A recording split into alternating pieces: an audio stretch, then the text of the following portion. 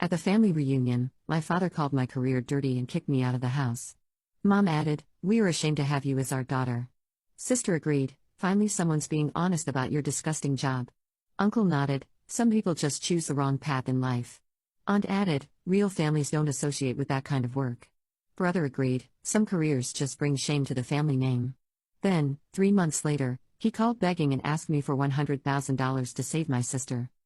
I'm 29 years old now, and I work as an exotic dancer at an upscale gentlemen's club in downtown Chicago. Before you judge me like my family did, let me tell you how I got here and what happened next. Growing up in small-town Indiana, I was always the black sheep of the Johnson family. My parents, Robert and Linda, were deeply religious people who owned a small hardware store. My older brother Mike worked there with Dad, and my younger sister Emma was their golden child, straight A's, church choir, the whole 9 yards. I was different. I questioned everything, pushed boundaries, and had dreams bigger than our town of 3,000 people. After high school, I moved to Chicago with $500 and a dream of becoming a professional dancer. I trained in ballet, jazz, and contemporary dance since I was 5, and I was good, really good. But the reality of making it in Chicago's competitive dance scene hit hard. Auditions were brutal, rent was expensive, and I was working 3 minimum wage jobs just to survive in a studio apartment that was basically a closet. That's when I discovered the Velvet Room. It wasn't some seedy strip club, it was an upscale establishment where educated, professional women performed artistic routines for wealthy clientele. The money was incredible. In one night, I could make what took me a week at my other jobs combined. The dancing was challenging, athletic, and creative. I was using my training, staying in shape, and finally making enough money to live comfortably while auditioning for legitimate dance companies. I never told my family the truth about my job. When they asked, I said I was in entertainment or working in the nightlife industry. It wasn't technically lying, but it wasn't the whole truth either. For 5 years, this arrangement worked. I sent money home when they needed it, visited for holidays, and kept my two worlds separate. The annual Johnson family reunion happens every July at my parents' house. It's a big affair. Aunts, uncles, cousins, and family friends all gather for a weekend of barbecue, games, and catching up. I was particularly excited because I'd finally saved enough money to put a down payment on a beautiful condo in Lincoln Park. I was also taking classes at a prestigious dance conservatory and had landed a few legitimate gigs with small theater companies. I drove down from Chicago on Friday evening, my car loaded with gifts for everyone. I bought my dad a vintage tool set he'd been wanting, my mom a beautiful jewelry box, Emma some expensive makeup she'd mentioned on social media, and Mike a Cubs jersey signed by his favorite player. I was feeling generous and happy, life was finally coming together. The first red flag should have been the way conversation stopped when I walked into rooms. I noticed my cousin Jennifer whispering to my Aunt Susan, and my Uncle Tom giving me strange looks. But I attributed it to normal family gossip, and didn't think much of it initially. Saturday morning started normally enough. We had the traditional big breakfast, and I helped Mom in the kitchen like always. She seemed a bit distant, but I thought maybe she was just stressed about hosting everyone. The trouble began when my cousin Mark started asking about my job. "So Sarah, what exactly do you do in Chicago?" Mark asked during lunch, his tone suggesting he already knew something. "I work in entertainment," I replied, the same vague answer I'd been giving for years. "What kind of entertainment?" he pressed, and I could feel the entire table's attention shift to our conversation. "Dance and performance," I said, trying to keep it light and change the subject. "Hey, did anyone see that Cubs game last week?" But Mark wasn't letting it go. "Jennifer was in Chicago last weekend," he said, naming his wife. "She thought she saw you at some place called the Velvet Room. Isn't that a strip club?" The silence that followed was deafening. I felt my face flush as 20 pairs of eyes stared at me. My heart was pounding, but I tried to stay calm. "It's not a strip club," I said carefully. "It's an upscale entertainment venue. I perform dance routines." My father slowly set down his fork. Robert Johnson was a big man with calloused hands and traditional values. When he spoke, his voice was cold as ice. "Are you telling me," he said slowly, "that my daughter takes her clothes off for money?" "Dad, it's not like that, it's exactly like that," he exploded, standing up so fast his chair fell backward. "You're a stripper." "My daughter is a goddamn stripper." The word hung in the air like a slap. Emma gasped and covered her mouth. Mike shook his head in disgust. The room erupted in shocked murmurs. "Robert, language," Mom said weakly, but her face was pale and ashamed. "No, Linda," Dad shouted. "I won't watch my language when my own daughter has been lying to us for years. Lying about her dirty, disgusting job." I stood up, my hands shaking. "Dad, please let me explain." "Explain what?" How you've been whoring yourself out while we've been bragging about our daughter in Chicago. How you've been taking your clothes off for strange men while we've been proud of you. It's not whoring, I shouted back. It's dancing. It's athletic and artistic, and I make good money doing something I'm skilled at. My mother finally found her voice, and it cut deeper than Dad's anger. We're ashamed to have you as our daughter, she said quietly, tears in her eyes. How could you do this to us? How could you bring this shame on our family? The words hit me like a physical blow. This was my mother, who used to braid my hair and tell me I could be anything I wanted to be. Now she was looking at me like I was something dirty she'd found on the bottom of her shoe. Emma, my baby sister who I'd helped raise, who I'd bought Christmas presents for every year even when money was tight, spoke up next. Finally someone's being honest about your disgusting job, she said, her voice full of venom. Do you know how embarrassing this is? What if my friends find out my sister is a stripper? My Uncle Tom, Dad's brother, nodded gravely. Some people just choose the wrong path in life, he intoned, as if delivering a sermon. We tried to raise you right, Sarah, but you chose this. This degradation. My Aunt Susan, Mom's sister who I'd always thought liked me, added her voice to the chorus. Real families don't associate with that kind of work, she said primly. What would the neighbors think? What would our church think?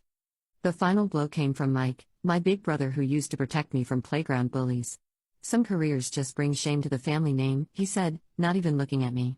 I have kids, Sarah. How am I supposed to explain to them what their aunt does for a living? My cousin Jennifer, who had started this whole mess, chimed in with fake concern. I'm just worried about you, Sarah. What kind of future do you have doing that? What happens when you get older? When you can't do it anymore? My Uncle Bill, Dad's youngest brother, shook his head sadly. We always knew you were different, Sarah, but this is beyond what any of us imagined. How did we fail you so badly? Even my grandmother's sister, Great Aunt Dorothy, who was 85 years old and usually kept quiet during family gatherings, felt the need to speak up. In my day, young ladies had dignity and self-respect. This generation has lost all sense of propriety. The pile-on continued. My cousin Rachel, who was only 2 years older than me, looked at me with disgust. I always defended you when people said you were wild, Sarah. I always said you'd figure it out eventually. But this? There's no coming back from this. My brother-in-law Steve, Mike's wife's brother who barely knew me, even felt entitled to an opinion. It's just disappointing, you know? We thought you were this successful city girl, and it turns out you're just this. The words kept coming, each one landing like a physical blow. These weren't strangers on the internet or judgmental acquaintances, these were the people who had known me my entire life. They had watched me take my first steps, celebrated my birthdays, cheered at my dance recitals when I was little. And now they were looking at me like I was something disgusting they'd stepped in. I tried one more time to explain. You don't understand what my job actually involves, I said, my voice shaking. It's not what you think. The club is upscale, professional.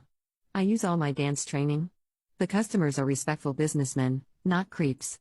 I make enough money to live comfortably, save for the future, and I'm in the best shape of my life. I'm good at what I do. But they weren't listening. Dad was pacing now, his face red with anger and embarrassment. Do you hear yourself? He shouted. You're defending taking your clothes off for strangers. You're defending selling your body. I'm not selling my body, I shouted back. I'm performing. I'm entertaining. It's no different from any other performance art. Mom stood up then, her voice cutting through the chaos. Performance art? She said, her voice dripping with sarcasm. Is that what you call it? Sarah, you're delusional if you think what you do is art. It's degrading. It's shameful. And the fact that you can't see that makes it even worse. Emma looked up from her phone with tears in her eyes. Do you know what it's like having people ask me about my sister? Having people whisper behind my back? I've been so proud to tell people my sister lives in Chicago and is successful. And now I find out it's all a lie. You're not successful, you're just taking advantage of desperate men. They're not desperate. I protested. They're successful businessmen who appreciate what? Uncle Tom interrupted. A young woman degrading herself? Sarah, those men don't respect you. They see you as an object, as entertainment. Is that really how you want to be seen? My cousin Mark, who had started this whole confrontation, looked almost satisfied as he watched the family turn on me. I knew something was off, he said. Jennifer said you looked different when she saw you there. Harder? More? I don't know, trashy. That word, trashy, hit me harder than all the others combined. I had always prided myself on being classy, on carrying myself with dignity. I dressed well, spoke well, was educated and articulate. But to them, my job made me trashy by default. Aunt Susan was nodding along with everything being said. It's just so disappointing, Sarah. We had such high hopes for you. You were always the smart one, the ambitious one. We thought you'd be a lawyer or a teacher or something respectable. Instead, you chose this. My cousin Daniel, who was studying to be a pastor, felt the need to weigh in with religious judgment. The Bible is clear about this kind of behavior, Sarah. Your body is a temple, not a commodity to be sold to the highest bidder. I felt completely overwhelmed and outnumbered. Every single person in that room was against me. There was no one to defend me, no one to offer a different perspective, no one to show even a shred of understanding or compassion. You want to know the truth? I said, my voice getting stronger as my anger built. I love my job. I'm proud of what I do. I make more money in a week than most of you make in a month. I'm independent, I'm successful, and I'm happy. The only time I feel ashamed is when I'm around judgmental people like you. The room erupted again. Everyone started talking at once, their voices overlapping in a cacophony of disapproval and outrage. How can you be proud of that? What's wrong with you? This is what happens when you move to the big city. We should have seen this coming. She's lost all sense of right and wrong.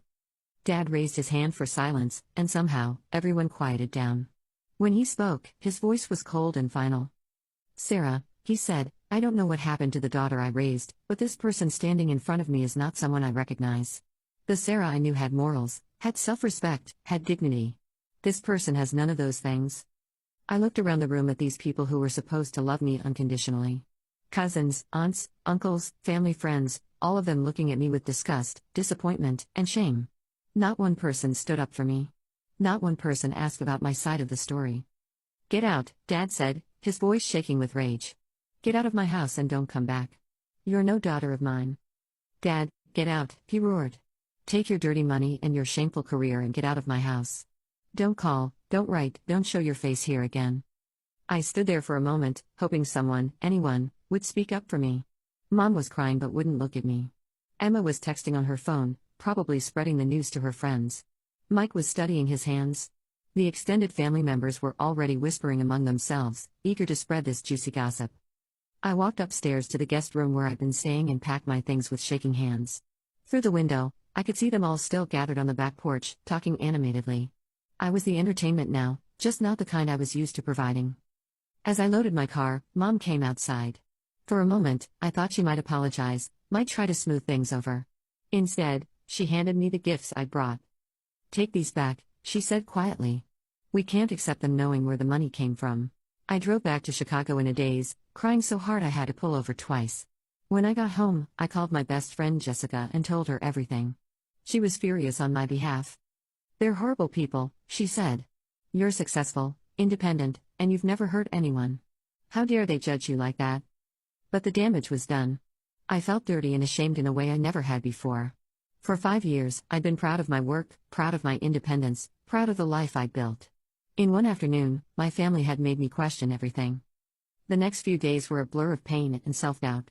I couldn't eat, couldn't sleep, couldn't concentrate on anything. I kept replaying the scene over and over in my mind, thinking of all the things I should have said, all the ways I could have defended myself better. But deep down, I knew it wouldn't have mattered. They had made up their minds before I even arrived. I called in sick to work for 3 days, which I had never done before. The club manager, Marcus, was concerned about me. He was a good man in his 50s who had run upscale establishments for decades and genuinely cared about his performers. Sarah, you've never missed a shift, he said when he called to check on me. What's going on? I told him about the family reunion, about being disowned, about feeling like maybe they were right and I was just fooling myself about the dignity of my work. Marcus was quiet for a long moment. Then he said, Sarah, in my 20 years running clubs, I've seen hundreds of women come and go. Most of them are just trying to make quick money and move on. But you? You're an artist. You bring sophistication and grace to what you do. Your regular customers aren't here just for the fantasy, they're here because you make them feel like they're watching something beautiful. Don't let small-minded people take that away from you. His words helped, but I was still struggling. I started questioning everything about my life.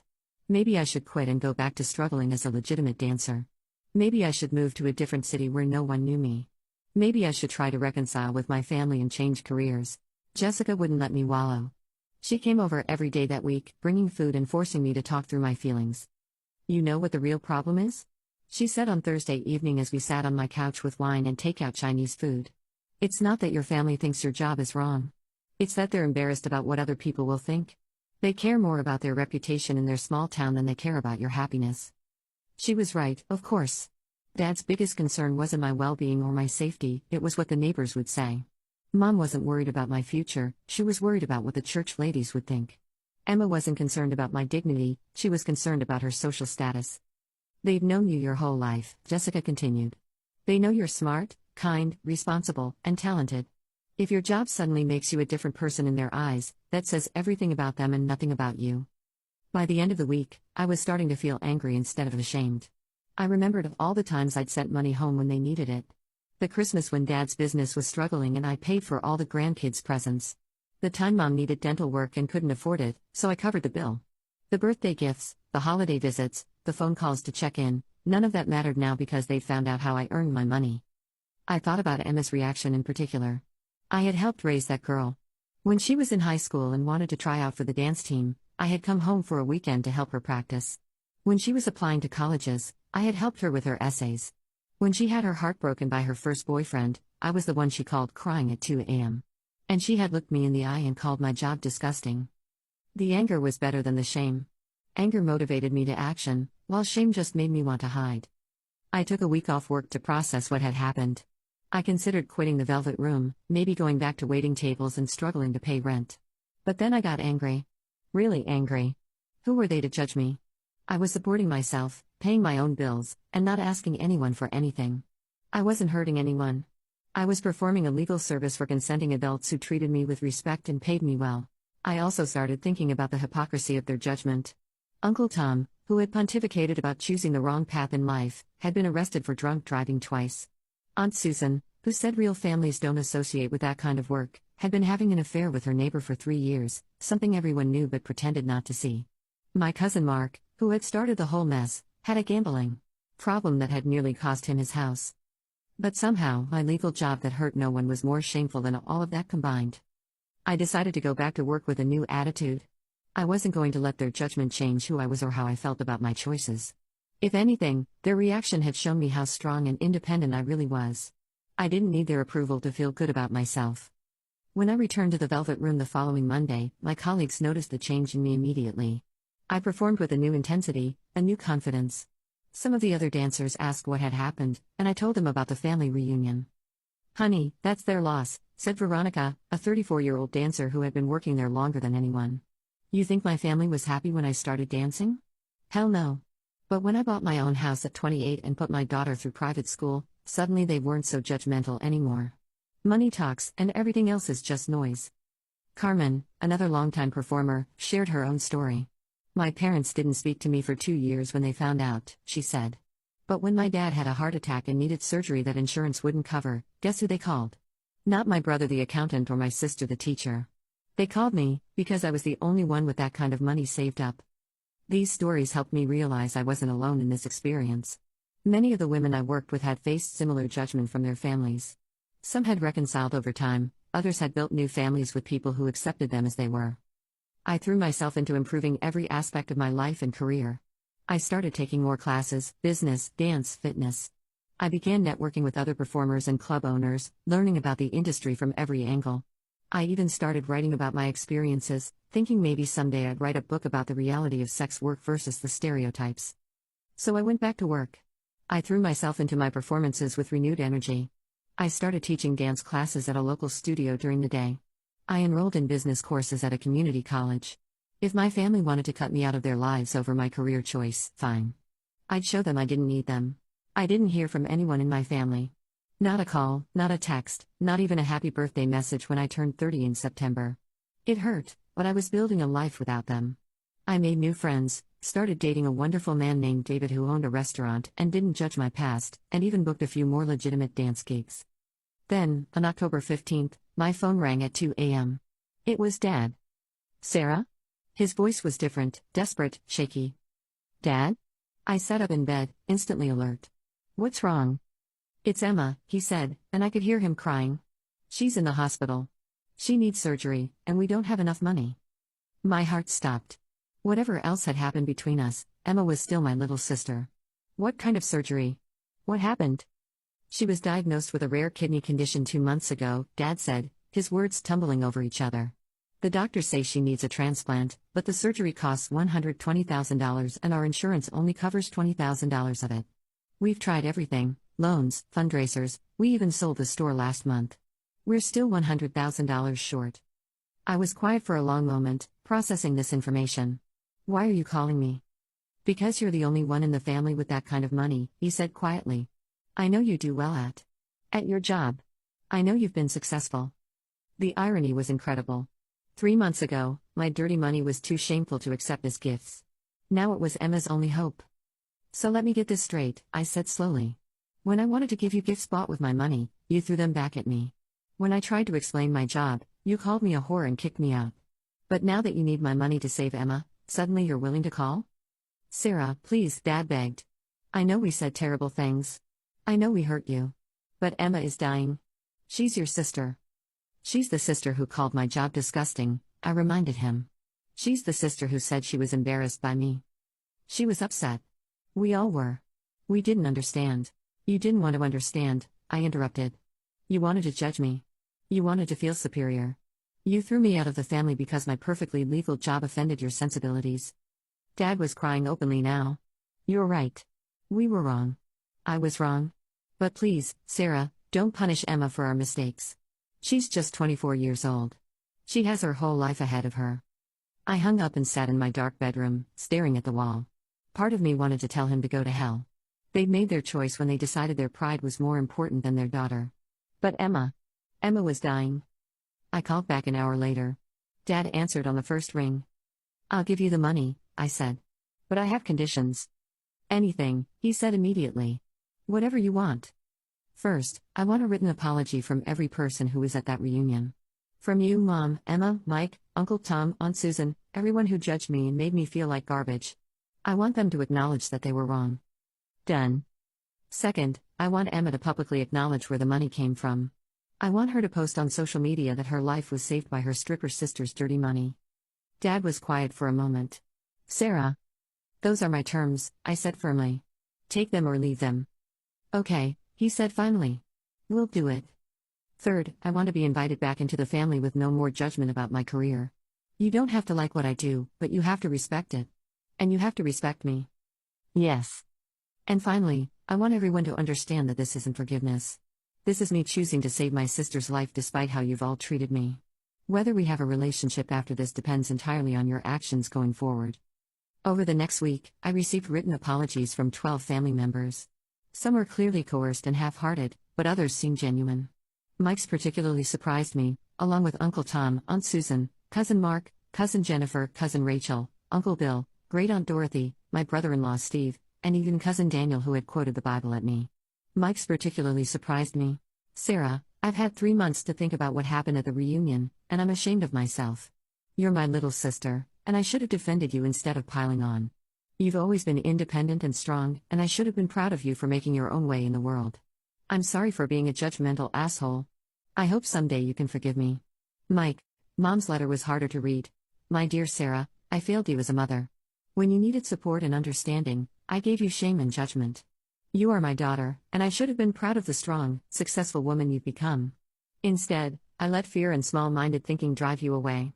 I love you, and I'm sorry. Mom, Dad's was the longest. Sarah, I was wrong about everything. I was wrong to judge your career, wrong to kick you out, wrong to cut you off from the family. You've always been the most independent and determined of my children, and instead of being proud of your success, I let my own prejudices blind me. You built a life for yourself in a big city, you're supporting yourself, and you're not asking anyone for handouts. That should have made me proud, not ashamed. I'm sorry for being a narrow-minded fool. You're a better person than any of us, and this family is lucky to have you. Dad. Emma's apology came with her social media post, which she wrote a week after her surgery when she was feeling stronger. I want everyone to know that my life was saved by my amazing sister Sarah. 3 months ago, our family made a terrible mistake.